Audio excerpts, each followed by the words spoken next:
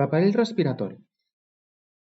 El procés mitjançant el qual el nostre organisme obté oxigen del medi i allibera diòxid de carboni també al medi s'anomena respiració pulmonar i té lloc gràcies a l'aparell respiratori.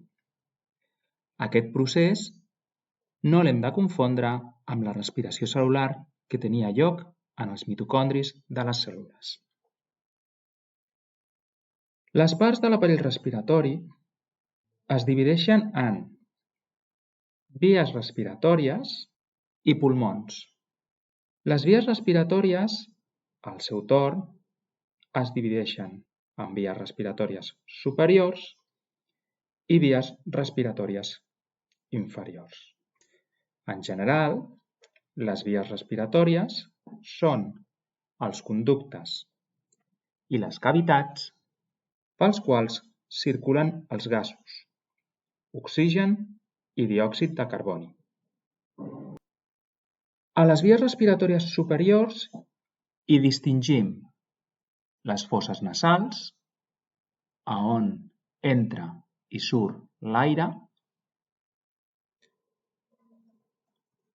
la faringe, que és un conducte que és compartit amb l'aparell digestiu, i la laringe, on trobem també les cordes vocals, responsables de la parla.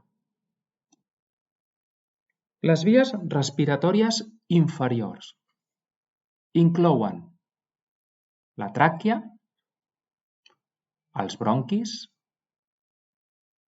els bronquíols, que són les subdivisions d'aquests bronquis,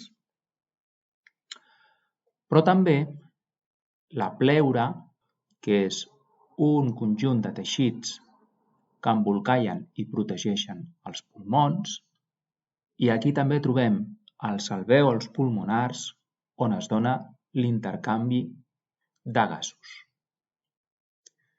Anatòmicament, en aquesta regió, també trobarem el diafragma i els pulmons.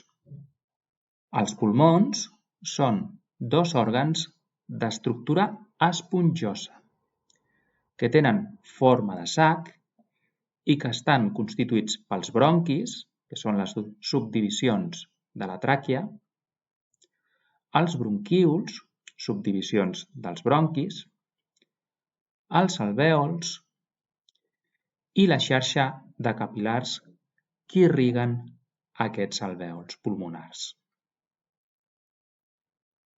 Les funcions de l'aparell respiratori. Bàsicament, a l'aparell respiratori hi ha dues funcions principals, que són l'intercanvi de gasos i la ventilació pulmonar. L'intercanvi de gasos és el pas de l'oxigen de l'aire dels pulmons a la sang, així com el pas del diòxid de carboni de la sang a l'aire dels pulmons.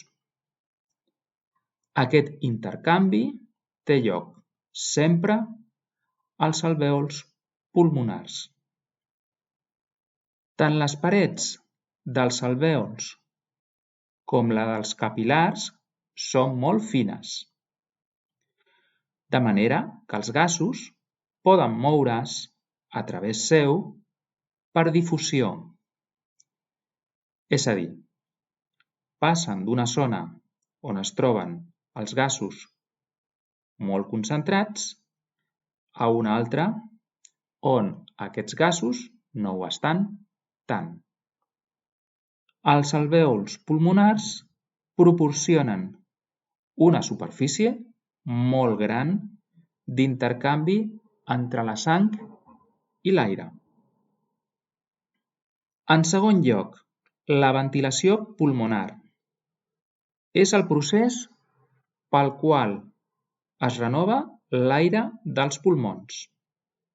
La ventilació és possible gràcies a dos moviments de la caixa toràcica, en els quals hi participen els músculs intercostals, el diafragma i els músculs abdominals.